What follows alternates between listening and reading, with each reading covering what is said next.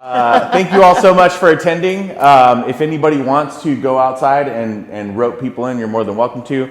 But we're going to keep it small and intimate. My name is Dave Berlin. I am the state coordinator for Global Entrepreneurship Week. That is very much a voluntary role. I've been a volunteer with Global Entrepreneurship Week for the last 3 years. 2021, we did absolutely nothing because everyone just threw rocks at me and thought I was stupid. Last year, we did 20 events all across the city. We have a magic number that we're going to reveal here pretty soon about how many events we did this year. But I'm joined by two people that stepped up to also be volunteers. Elias with North Las Vegas and Megan with Las Vegas. And has anybody here prior to this moment heard of Global Entrepreneurship Week? Nobody. Okay, perfect. You're a liar. He's also a liar. Did anybody happen to attend any events this week associated with Global Entrepreneurship Week? Very cool. Yeah, you were there on Monday, right? Mm-hmm. Oh, yeah, very cool. Small. Yes. Thank you. I almost wore the same thing that day. I'm glad I didn't. So yeah, for those of you that don't know, Global Entrepreneurship Week is actually concluding tomorrow. So the official Global Entrepreneurship Week this year was 13th through the 19th. If anybody caught my speech earlier, I did not set these dates. I'm not a demon. We could have put it to a vote. Some we people definitely would have voted. Yeah. There's a whole Facebook group for the people that still use Facebook group. There's a whole Facebook group that is like coordinated their efforts against me as an individual just to say, this guy's an idiot. He literally set Global Entrepreneurship Week to be this week. Not true, also not true.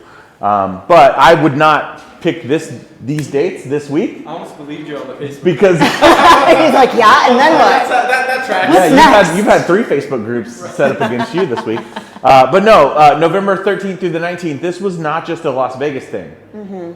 There's more than 140 countries around the world, right? More than 125 communities just in the United States that all participated. More than 40,000 events this year, all during this week. So there's events still happening right now around the world. Mm-hmm. Welcome, you're all part of Global Entrepreneurship Week. You're part of Give yourselves a round of applause.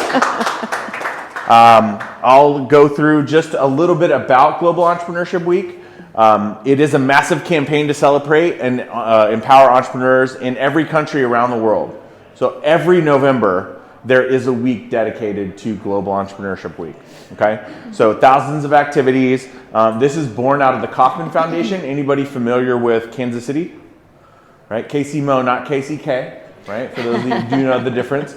I think it's kind of in both, whatever. But the Kauffman Foundation is the Center for Entrepreneurial Research. There's billions of dollars that are donated through that organization through lots of different programs. The Global Entrepreneurship Network is one of those programs. Again, it happens in more than 180 countries. I said 40,000 events all around the world, 10 million people all in 1 week. Now, a lot of these people all put their events up all on the global site. Some people know and find about it through that. What we've seen as a trend for Las Vegas is you see people that did not know about it 2 years ago. Some people got a lot more involved 2 years ago. As we did events last year, a lot of people raised their hand this year. And then more people know about it now. And we're really in a prime position because last year I was standing up here by myself. Right? And now we have great community organizers that have stepped up to lead that charge in their communities. And with that, last year, 178 communities just in the United States, over 1,000 events, 440 new partners that they created, and 99 colleges and universities participated in that as well. In Las Vegas last year, it was one community. It was kind of Vegas as a whole.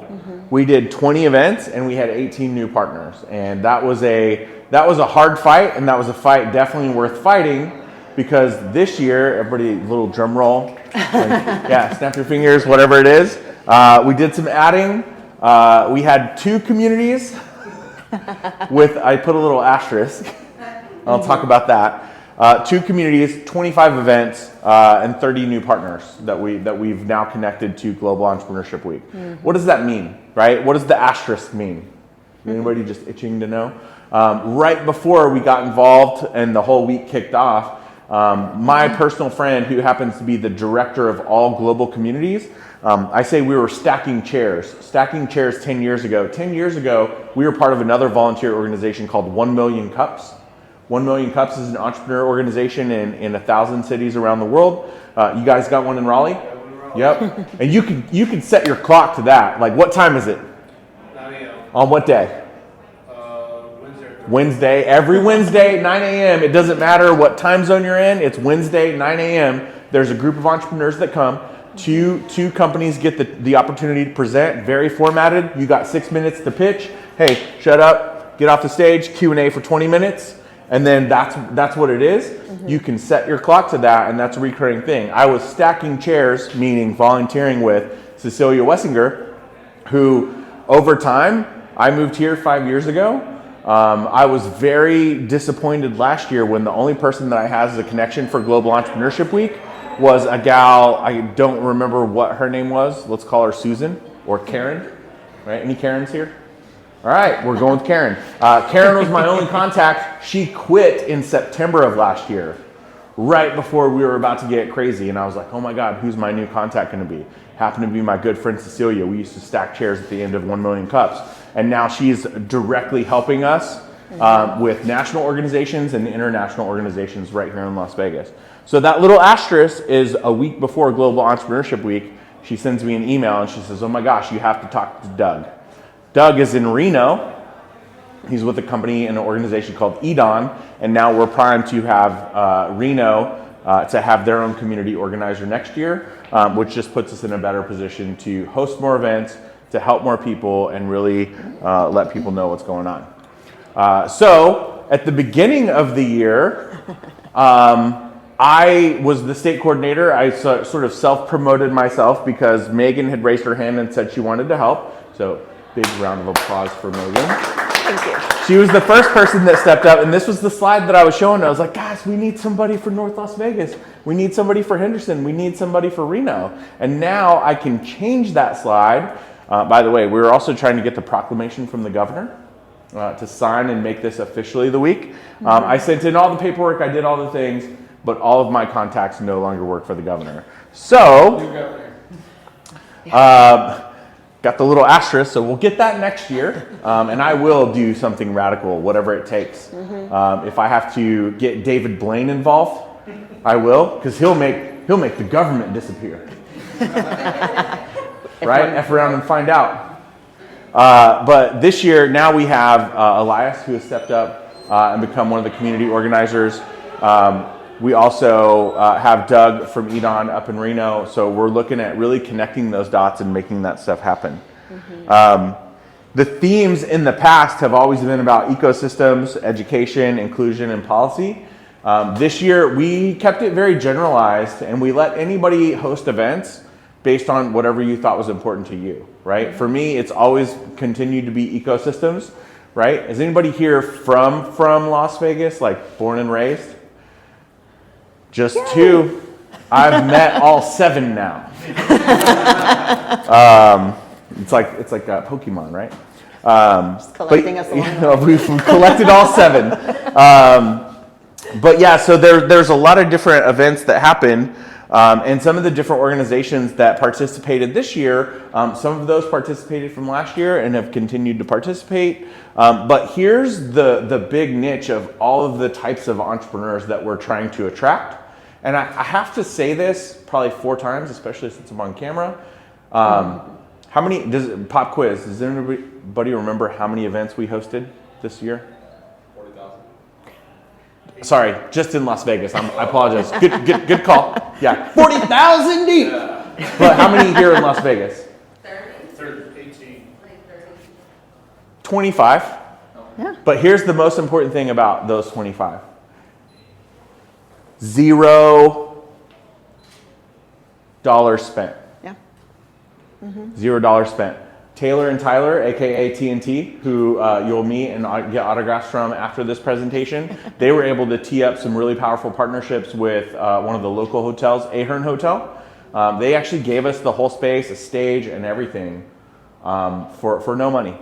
right? Just because they believed in what we were doing in the community, along with all of the other venues that participated this year, they opened up their doors and said, you know what?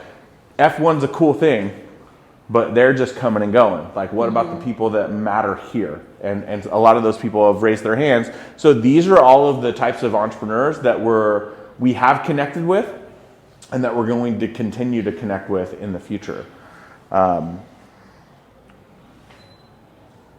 So the mission was very simple, right? And the brand and the whole thing, the theme this year was that entrepreneurs thrive here, right? Meaning that could be from every city, right? Every city in the world, like, entrepreneurs thrive here. How do we thrive in Las Vegas differently? Yeah, a lot of us might leverage some of the outside people that come in and out of our city. But some people work with local business owners right here, and this is how we continue to thrive. So the whole purpose was to build and highlight the entrepreneurial community, right? The startup scene, piggybacking off some of the things that Josh Levitt with Tech Alley has built right here. But also, how do we empower the community organizers in what they're working on, right? How do we provide a platform for entrepreneurs to truly thrive in this city? And even if it's just putting everybody under one community calendar, steering people to that calendar, people just kind of look at it and be like, wow, I didn't know that stuff was going on, right? And if you've ever been to events, you know that it just takes one event, one connection at one event that can change everything forever, right? So before we say how to get involved, I'm going to pass the microphone literally to Elias, but figuratively to Megan, so that they can tell you why they got involved and some of the things that they saw this week. Yeah, so my name is Megan. I am the Las Vegas City organizer here, and having grown up here in the city, watched the evolution over time, my biggest driver was, and that's where we had alignment, was we want to highlight what is possible here and what we're doing here that people are not aware of. A lot of people come and do business through here, but we want them to do it here. And so what needs to happen for that to happen? And that's where you do get into a lot of the conversations around ecosystems and infrastructures. And so where I've seen Global Entrepreneurship Week not only be a benefit for myself, but how I also share it with others is, what is it that you're working on that you need a microphone for and you need a spotlight for? That's why you get involved.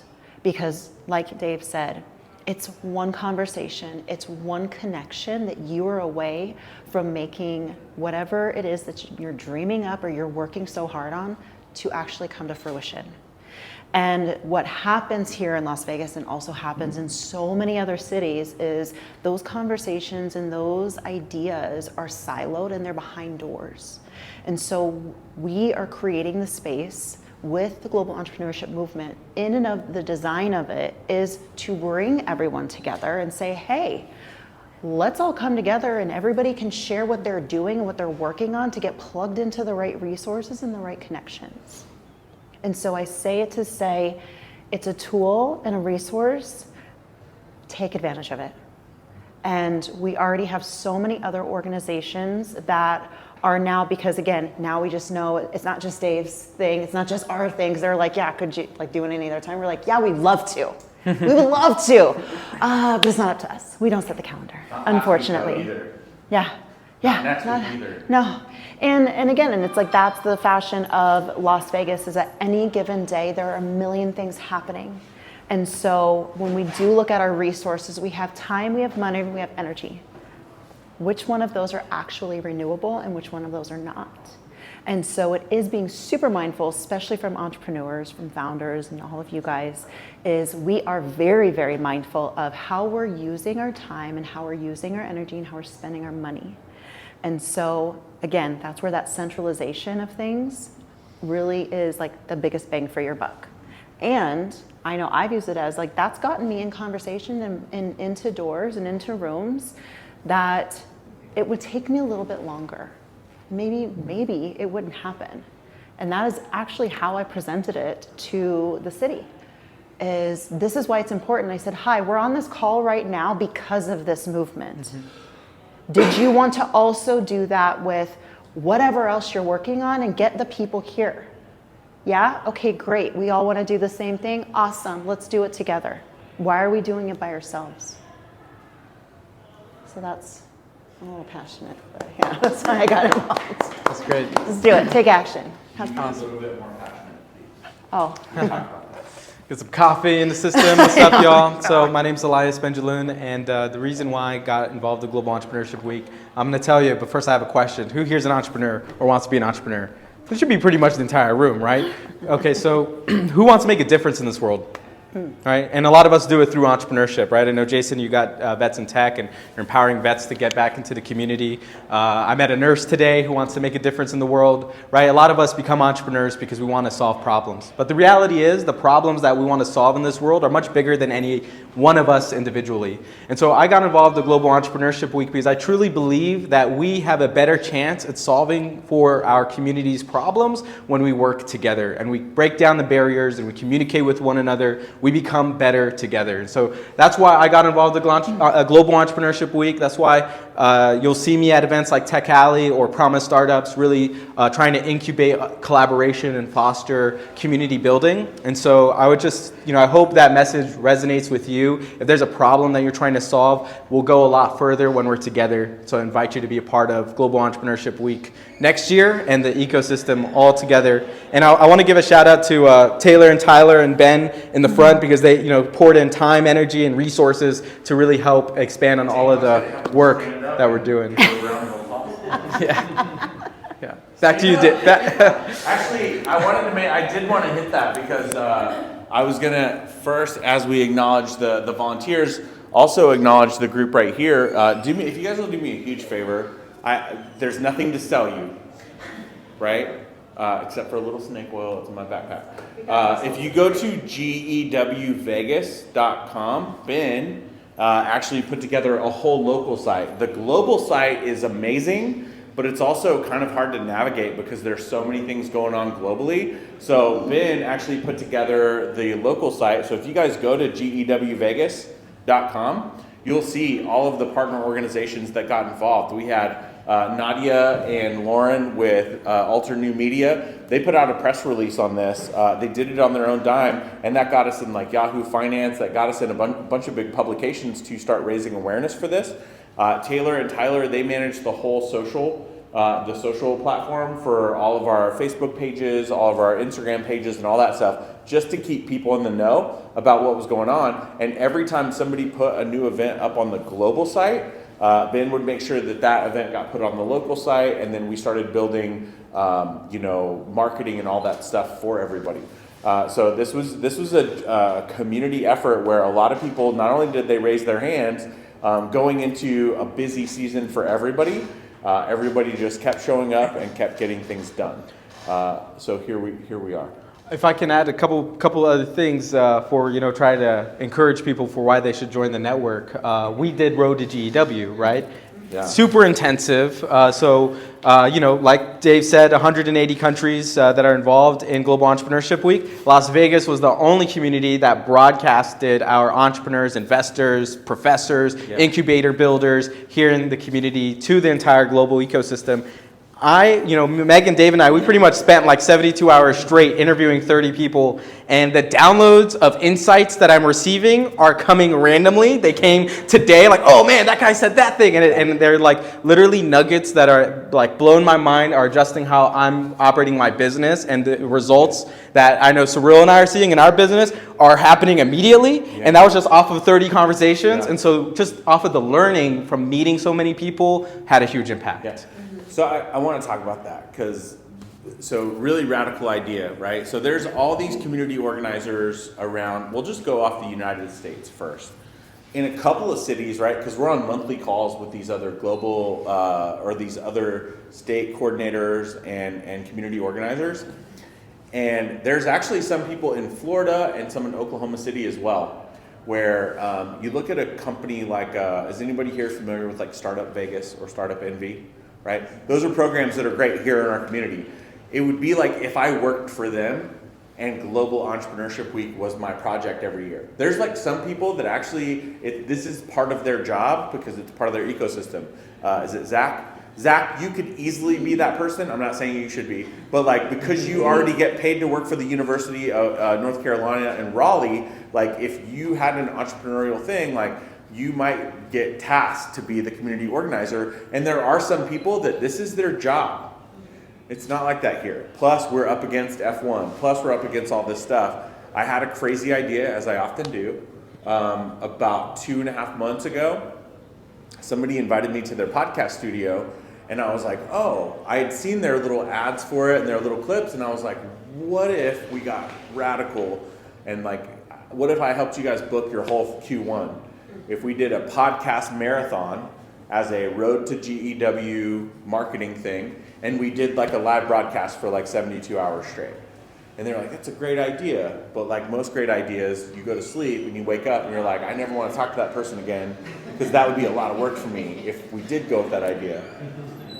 So I don't want to name the podcast studio. I brought it up a couple more times, never heard back. And then Elias was like, hey man, like I found a spot. Like, can we do this? So on a Sunday, it felt very much like season 1, season 2, season 3 of the hit TV show on HBO, Silicon Valley, just in my living room. We're drafting out the funnel and everything of what it would look like to make sense to invite people. Elias wizardly like put together the Calendly, like how to invite, like what people, hey, is it virtual or is it in person? And then it's like we found the studio, we got directions, all that stuff, and that was on a Sunday, so not tomorrow, not the week, just 2 weeks ago. Love Calendly, but it was TechStart software, so you know. TechStart software. Shameless plug, wear the t-shirt, bro. Show them the tattoo on the back of your neck. Scan the QR code on the back of his neck. But in 8 hours, we had it bulletproof, ready to go. And then we were making this list of all these entrepreneurs to invite through the studio. 120, yeah, right? And then like a 60, I think it was like, 40 people? 40 people booked through. Yeah. Yeah, and then there was a handful of slots that, thankfully, in retrospect, I'm glad we weren't doing like the 2 a.m. ones. Yeah, we were going to go midnight to 6 a.m. I'm also grateful we didn't. Yeah.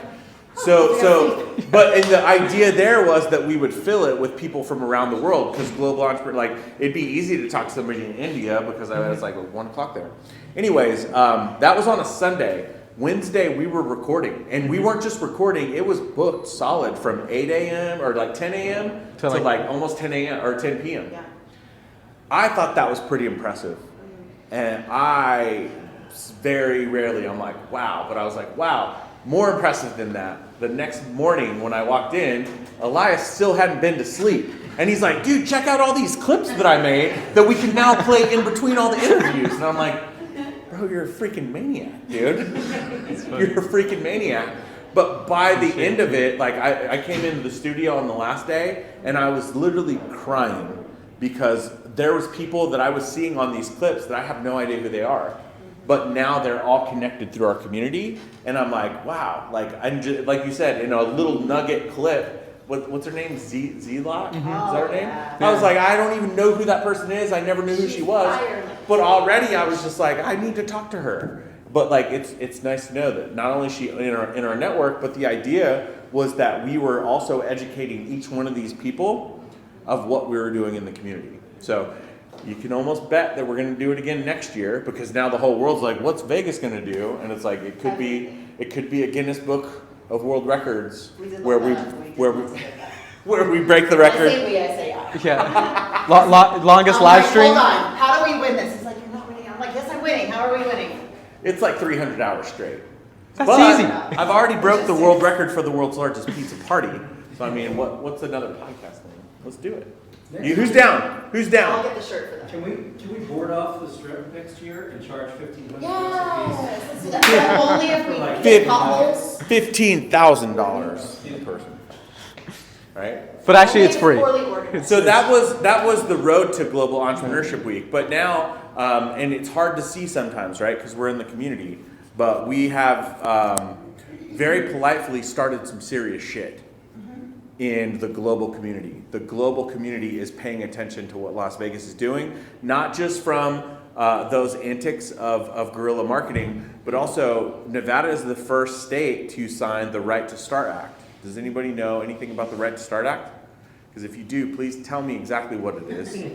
I know it's important, but no, actually the Right to Start Act is a different way that they're approaching entrepreneurship at the state level and what they're trying to attract. What we've learned is that attracting big business doesn't necessarily create new jobs. It shifts jobs. What really creates new jobs and creates more money is going to be a combination of those big businesses coming in, but also small businesses that need room to grow, right? So a big company might come in, and yes, they might hire 1,300 jobs year one, but they only hired 300 year two, and maybe 30 year three. Whereas it's the multiple layers, and that's where Nevada as a state, especially Las Vegas here, is they're wanting to be seen and be highlighted in that way of, yeah, not only can we just bring companies here, but we can start them here. We have the infrastructure in place, and we're building it even further so that, again, at all levels of education and academia, then that helps to build in to, and then that's the ripple effect. And so that is, again, where something such as Global Entrepreneurship Week is very integral to building out those building blocks. And that's also where we come out to the community and say, hey, this is your guys' community. Not only one, what are you doing and how can you plug in, but two, what do you want? What do you want to see happen? And what do you know of? Because this city, you know, for the general part is kind of transient, but people are kind of seeing of, there's a lot of boomerangers. not Has anybody boomers. heard that? No. Not boomers. And so, I mean, again, people that I grew up with, the same thing, like they'll leave, they always come back. But people that come through here and they're like either by a byproduct of some other reason or whatever happened, they land here and they're like, it's not for me. I didn't find my people. It didn't work out. And then they leave. But Vegas likes to kind of trickle in. It's like that earworm, right? We're like, oh no, Vegas is great. You need to be here. And they're like, damn, I want to go back to Vegas. And then they come back. And then they find their people and they find their communities and they start launching things. And they're like, oh, that's why I needed to come back. Because there was something else here for me. And again, Global Entrepreneurship Week, that's where it can launch. Yeah, Can I ask 2 questions? absolutely. Only 2. So the first question is, there's so many events going on, and the reason why people go to events, specifically around trade shows here in Vegas, is how do you get that serendipitous moment where you match this person with this person? So what are you guys doing that's different than from all these other events to match these people that have, he's got his ask and she's got something that matches that ask? And my second question, which is also another topic on its own, is WeWork. So they're going bankrupt, reorganizing. Yeah. I think WeWork was probably the most amazing thing that happened for entrepreneurs around the world. It gave us the space and so forth. But it's going to negatively impact both the term entrepreneurship, but also impact cities and so forth. Like where are now these companies going to go? They won't have that kind of space. So I guess. I'm like, are you wanting to answer that? So that I will, and then I'm going to do something I never do, and I'll tell you after. So, so to answer your question, number one, creating the space, right? In the clarity of the brand of Global Entrepreneurship Week, every event that we put under that, we try to be very clear, and this comes from my copywriting background, sales background, all that stuff, right? It's not just creating a banner and saying, come here, right? Punch and pie, free punch and pie. But if you do, they come. Yeah. But it's also being very clear as to what it is and why, and then getting the right people there. Who it's for, more importantly, who it's not for, right? So really trying to be clear in how we market those events to make sure that the right people do show up to that is one part. To answer your question about as far as WeWork, so I love WeWork. I was part of a program called Bunker Labs. We help veterans start and grow businesses. That's our national partner. Like I was in WeWork yesterday in my old office because I'm not with them anymore. And I was just looking over the strip and I was like, that's where most of my ideas for this whole thing came from, right? And being part of GEW.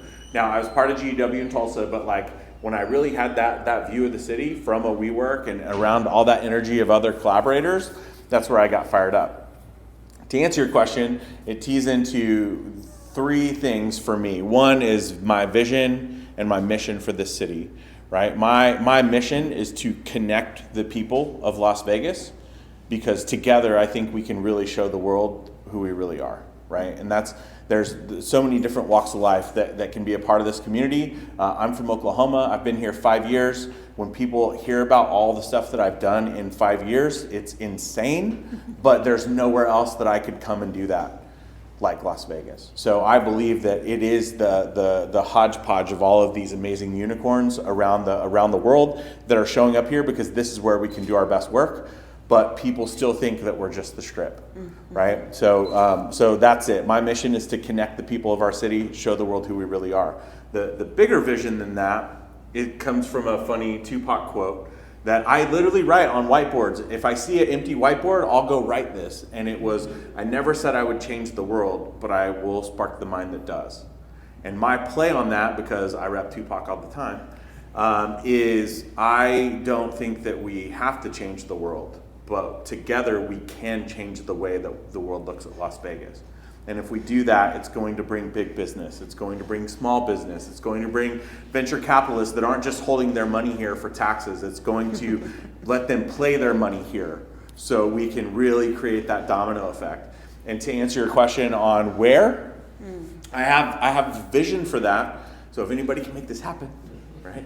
If I could wave a magic wand, this was in the panel that I did on Monday. If I could wave a magic wand, I spent some time in Austin, Texas. Anybody ever been? Mm-hmm. Anybody ever been to the Capitol Factory?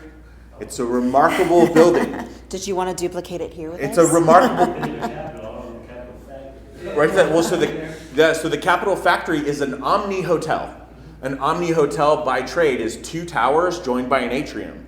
Right. Almost every Omni hotel around the world is like that. One hotel is all venture capitalists and incubators and WeWork style co-working, while the other building is a fully functioning operating hotel. Why? Because that place is bringing conferences and everything to it. It's a self-sustaining entrepreneurial ecosystem that happens to be the epicenter of the innovation in Austin, Texas, which for those of you guys that haven't been, it's pretty freaking remarkable there, right? As soon as I went in August 2 years ago, I was like, we need this here. And we could build something new. Like there's new things popping up all the time. Somebody even said, what if we use the old WeWorks? I was like, those WeWorks are going to be haunted. They're going to be haunted in failure. They're going to be haunted in failure and scrutinized. So you see that. Instead, we could build something new. But I promise you, if you compared 2 PR press releases together and you said, hey, Vegas builds this new infrastructure around tech innovation, but then if you say something like, I'll just say it, the Rio becomes the Capitol Factory, 1 billion people from the last 30 years that have been through Vegas will have a different perspective of what that means to them, and then they'll slowly start to look at, oh, Vegas is serious. And just the way that the silhouette of the Allegiant Stadium created the shitstorm that is F1, and bringing that permission of all Vegas, all sports to look at and consider Vegas, that silhouette of that hotel, whether it be the Rio, Ahern, the Cosmopolitan, any of those that choose to be the Capitol Factory of Las Vegas, will then give permission for not only venture capitalists to play their money here. It'll give more permission for people to start pitching, and then it creates this deal flow domino effect that I think would change this city forever. Now, to do something that I never do, but I can rarely do, and in this case I absolutely can, I would love to invite Ben, Taylor, and Tyler up to share the stage with everybody else. One of the hardest things for me as an entrepreneur has ever been to just delegate and pass things over. But as the state coordinator, I also run a DJ business sometimes. I'm going to DJ the after party. I got to go set that up. So I'm going to pass the microphone over to these guys and let them answer any and all questions. Are you going DJing right now? Yeah. Oh shoot, okay. Well, we also have I also want to create space for the youth piece. Yeah. Does anybody have any other questions for Global Entrepreneurship Week? I just kind of want to chime back in. What was your name? Yeah. Eric. Eric. So you had asked that Let's question, like, get a what photo. sets What's us the apart? volunteers before you run? Honestly, and I think Dave, before you run out, you can chime in on this a little bit. Taylor and I didn't get involved because we were trying to meet the right client. We we got involved because that's what entrepreneurs do, is they get involved for what they believe in. And by believing in that, you find what you're looking for. And what I can say is like this week, being a part of it for the first time this year, the group of people that helped put this all together, that donated their time, nobody asked, hey, by the way, who's that client you're gonna give me for helping? It was really to see what we could accomplish, see where we could be, what we could, put our minds together to help each other be aligned with the right opportunities. Just like today, sitting in this room, I've never been to Tech Alley, but I'm here because of these guys. And thank you for making this event great, because I've heard nothing but amazing things about it. And it is good to be a part of the entrepreneurial movement in Las Vegas. That's what's going to create that localism Taylor and I really strive for with everything that we do. So it's not, a meet and greet that you're in transition trying to find your next lead. It's an opportunity to showcase what you do, strengthen your skills, and then meet the right people that help tell people that, hey, you really have to meet these people and work with them. So what makes us different is that we want to make change in everything that we're doing with this weekend in this city. So. By the way, I do have 2 referrals for you. Oh yeah, that's the benefit is the referrals do come. I'd love to get Taylor, Tyler, and Ben to give them a round of applause and take a quick group photo. Run out, and I forgot I had to set up. CCO's in the picture. And Nikki. Yes, and the Chief Chihuahua Officer, please. Chief Chihuahua Officer. Right.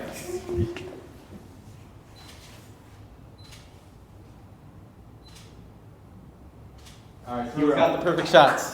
Thank you guys. You guys are awesome. I'll let you guys answer any other questions. If anybody needs to connect, gewvegas.com or #DaviesVisit.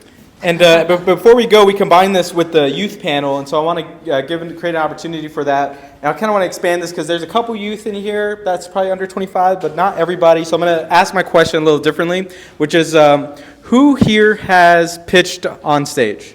Who here has done a pitch? Okay, well, be careful when you answer this next question. Who here hasn't pitched on stage? Raise your hands up high. Okay, all right, fantastic.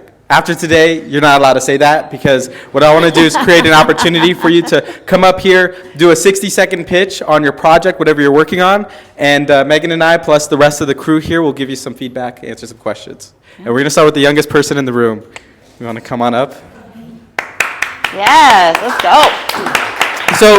So a good pitch, because if you haven't heard it before, a good pitch is going to have a hook, get people's attention, talk about a problem, and then talk about the solution to the problem, and then a call to action, and then somehow fit that in under 60 seconds, and then also introduce yourself and your background. Thank you, you too. Bye, Nikki. Alrighty.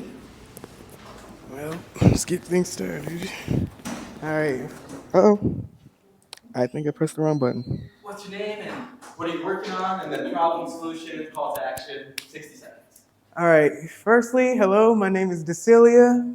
My lovely mother over there, her name is Abigail. Already she runs 3 perfect, strong businesses, and I would like to start one of my own. I've had it for a while now. It started in a video game. Yes, I know. And the video game itself is Roblox, the main thing that's been having problems for a moment. But the way it started is there's this nice little building game. You can engineer vehicles, aircraft, anything you need. And I made a bus, but not just any bus, a taxi bus. From its interior to its outer layers. It looks like a full-blown semi-truck in the front and a whole high school or school bus in the back. And the way it works is like how a school bus works. It picks up its students wherever house they come from or need to go to, or where it picks them up from, drops them right back off at the end of the school and everything else. But the way the taxi bus will work is, well, it's in its name, it's a taxi. So you'll call it over or order it in, you'll board it. There'll be everything you need, because you don't know how long it's gonna take for you to get home. You could be the last one, it could be 40 people before you. So of course there'll be entertainment, there'll be snacks, there'll be food, there'll be drinks while you wait, and of course there'll be all ages, anybody can board the thing. And the way it'll work, it's like, I already had a vision of it. It'll be using a school bus, the ironic term for its name for it to be how a school bus works. But instead, it's gonna have the logo on top saying 24/7 service, and the interior itself is gonna have seating, some dining tables, and everything else, the snacks, the bathroom, and everything else.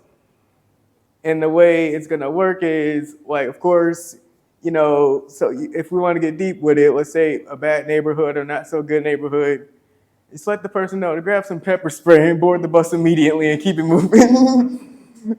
And then other words, like let's say permission zone, the military, you need to go there and that. It's plenty. So I just hope it's gonna work out, but it's gonna be a rough start. And that's all I gotta say. Oh, nice. Good job. Here we go. Any questions? Anybody want to ask questions? Or feedback? Share some feedback from some of the experienced folks. And just so you know, Cecilia is Asperger's syndrome, so she really out of her comfort zone. Well, you did amazing, Cecilia. Thank you so much. Awesome. All right, who else has raised their hand that they never pitched before? Now the hands aren't going up. Oh. I think I saw you raise your hand. Oh. Come on up and Kind share of what like you're a doing. mini hand raise. Straight up. How close do I need to hold this? Does it work now? Yeah, you can Or is clip it just it. my voice? Just recording. It's just recording. Oh, it's just recording. Yeah. Fantastic. Okay, my name is Gabriel. I used to want to become a doctor, not anymore. I transitioned into software engineering, and one of my biggest projects has been, well, here's the hook, right? Does anyone know anyone with lupus or any rheumatic disease? No? Yeah, you do? Okay, cool. Some people. Gotcha. So it's a kind of a niche issue in medicine, not lupus in particular, but rheumatic diseases where your immune system turns against you. So what happens with all these diseases is that they're really hard to diagnose because all sorts of stuff happens. You have stomach aches and your skin breaks out and you have this special rash and anything can really happen to you. You could be sensitive to the sun too, but it's really hard to pin down what it is because it looks like other stuff too. So patients walk around for like 5 years going from doctor to doctor to doctor to doctor and get a diagnosis and a different diagnosis and a wrong diagnosis and a different opinion. And they pay thousands of dollars to all these people that haven't solved their problem. So there's a lot of medical knowledge out there that doctors aren't using because they're either not doing research after medical school or because they don't know what other doctors know. And that's really hard to know. So my project is right on the trend to make an artificial intelligence, of course. What else could it be? But something that could serve as a data bank where people could put their readings for these patients and help point out and make the connections between which patient profiles are the most likely to have these types of diseases. And my goal here is to shorten the time that it takes in order for these patients to get diagnosed. Because then you could take it from, starting to suffer and letting your suffering get worse for 5 years to like 5 weeks or months or something like that. So it's really like a pain reduction type of goal. That's what I'm going for. To put it quickly. Yeah. And it's an AI first, a database second. That's what I'm going for. Do you know what the resource is currently for like doctors or physicians in order to is there anything? Yeah, it is absolutely a subjective analysis. So doctors have to use their education and experience to determine which patients have these diseases, which is why there's such a big problem with misdiagnosis. They call it a practice, right? Yeah, the golden standard is a diagnosis from a rheumatologist. That's it. So there's no test or nothing. What's up? How far are you in on the project? So we're pretty close. So, okay, one of the big challenges that we face is data collection. Because in order to train a machine learning model, you need data to train it on. And we don't know any doctors right now that'll just give us their Have data. you connected with Las Vegas Heals? No, we haven't actually. You I haven't should. heard of that. Yeah, And- it's a local organization, and I know something that Diego, he's the president of that, he was talking about was bringing in a developer that they had met with. I don't remember where they came from, but this was one where they were going to collate the information to find the physician that, because all over there are physicians that are like known for certain things, right? For certain practices or illnesses or whatever. And so not only did they want to find like who does that, but who's the best to then connect the patient to that healthcare provider. And so that's where I even see what you're working on could then amplify that piece too and say, okay, not only yes that, but also how can we further diagnose or maybe more easily diagnose is what it sounds like. Right. It sounds like connecting people to the right practitioner is the goal of that. And that's really, really important. And these doctors exist. They're not the majority. They are the minority. They do exist. I've met plenty of them. not rheumatologists. I met great surgeon that was great at treating rheumatology stuff. I met great primary care and so on and so on. But if everybody goes to the same doctors, they'll end up getting booked for weeks or months in advance. And that's a big problem in California, where my co-founder lives, as well as here when people have these problems. So when people have these problems, they're either redirected to the wrong doctor, or if it's the right doctor, they have to wait for months to see him. Have you heard of Forward? Which one? Forward. No, I haven't. Actually.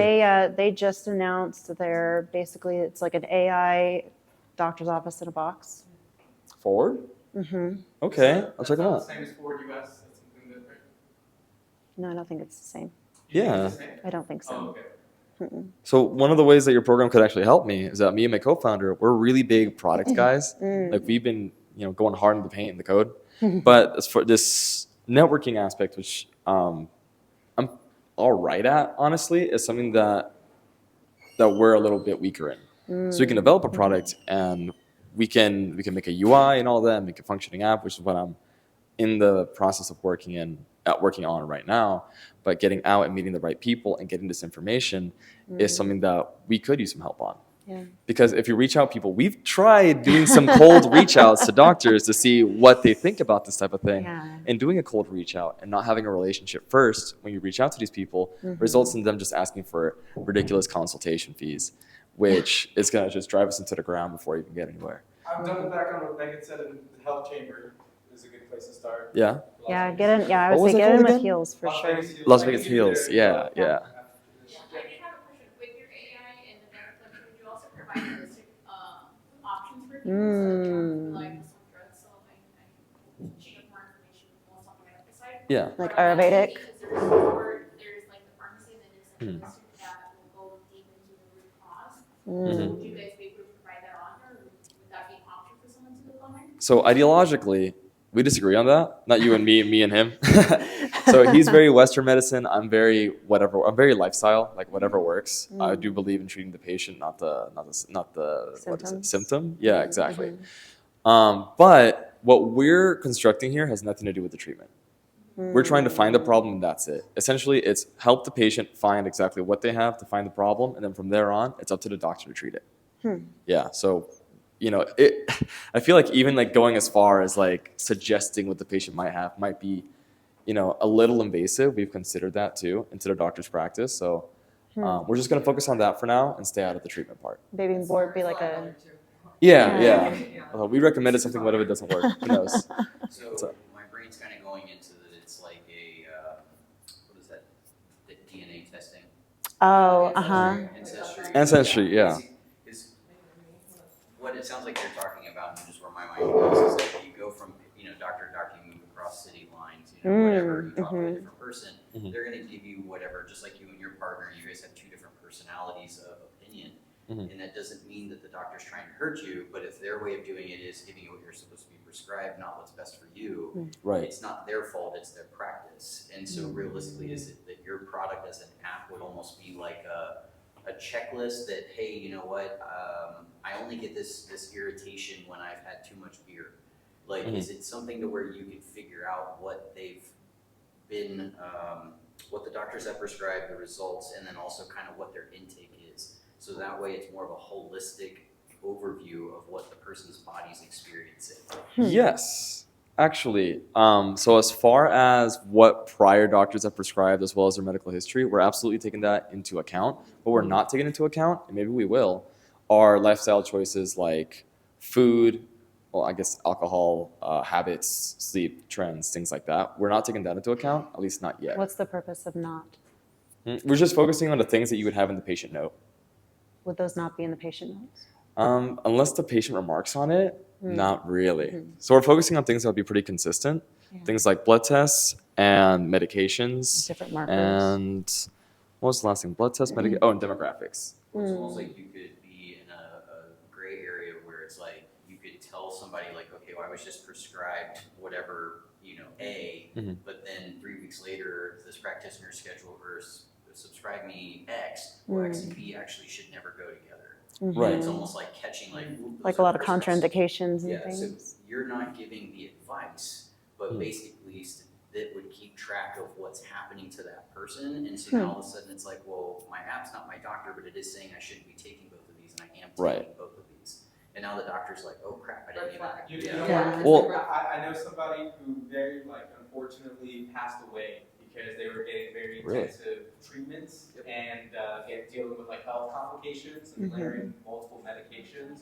And then Yeah. retrospectively, they realized that the medications accelerated this terminal illness. Lipitor Wow. is very sad. If you look into Lipitor, it's actually, my grandmother was on it and it had an issue where it crossed over with another medication and it made her lose all ability with her legs. Wow. And that's actually what subsequently took her life later was because of just her health deteriorating. And so for your app to be able to not only tell people early onsets or different things that doctors, but just to kind of show that crisscross, Yeah. you're going from an educational standpoint. Now it's data driven. It's not. Yeah. You're not specialists, and you're also not steering people based off of Western or holistic. You're just telling them It's just that, data. Based on Yeah. facts. Right. I mean, how many people? And I don't, nobody has to raise their hand, but how many people will take a painkiller and then have an alcoholic beverage later? When they're not really supposed to. Oh, do that? absolutely. So Yeah. that's a minor touch, but realistically, for somebody with very sensitive immune system, Mm-hmm. it's not AIDS that kill you; it's a cold. It's Right. your immune system dying that ends up killing you. It's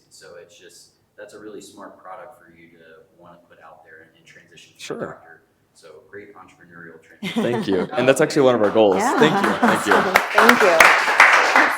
I want to bring up one more youth entrepreneur, and then we're out of here because the launch party is going down. But Rico Cruz, you can come up here and tell people about your business. And I just got some books and popcorn from him earlier from Rico. The floor is yours. Perfect. This is my popcorn. So, hi everybody. My name is Rico Cruz. I am the owner of Rico's Rock and Pop. I've been in business for, I think, about 5 years. Started my business early 2018. I sell candy-coated corn puffs. Our different flavors are the cookies and cream. We have a banana pudding, a brown sugar and cinnamon, and then like a spicy cheddar flavor. And then I also sell my Rico Rocks and Problem Solving books, which are about how I started my business. And that's basically an entire run through of what I do. I also sell Young Black and Poppin' t-shirts and Rico's Rock and Pop sweaters.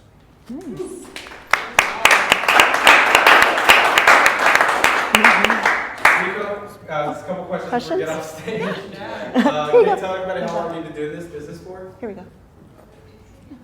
So, I think we got 5 years, like maybe a month ago. Oh man, Nice. congratulations. Yeah, so I've been doing this since I was like 7 years old. And so what was the idea that got this going for you? So as a kid, I didn't really have many choices of snacks to eat because I was lactose intolerant. So there weren't many sweets or candies that I were into at the time. But my favorite snack was popcorn. So the idea to turn it into a business came when I found out that the kernels kept getting stuck in my teeth a lot at the time. And we decided to switch to candy corn puffs because they're one, way softer and easier to eat, and two, there's no kernels to get stuck in your teeth. Then my mom decided to candy coat them, and we decided to share them with our family members, and they said we should turn this into a business. That's awesome. Good job. Yes. Where can I buy that? At ricosrockandpop.com. What's your favorite flavor? Oh, by far the brown sugar and cinnamon. Brown sugar and cinnamon? Yeah. And where do you sell it? We used to do like pop-up shops, but we're like mainly online right now. Oh, okay. Where do you want to sell it? Probably like stores like Walmart and Target, like mainstream areas. Awesome. What advice do you have for other kid entrepreneurs? You've been doing it for 5 years. Why didn't you quit? Like, what advice do you have for anybody else that's thinking about starting? As a kid, I really dug into the fact that when we didn't get many sales at these places that I should stop doing this. But my mom always told me to never like stop because some people don't want to do or don't like a specific thing that you're doing. Good job, Mom. Anyone else? All right, thank you, Rico. All right, thank you.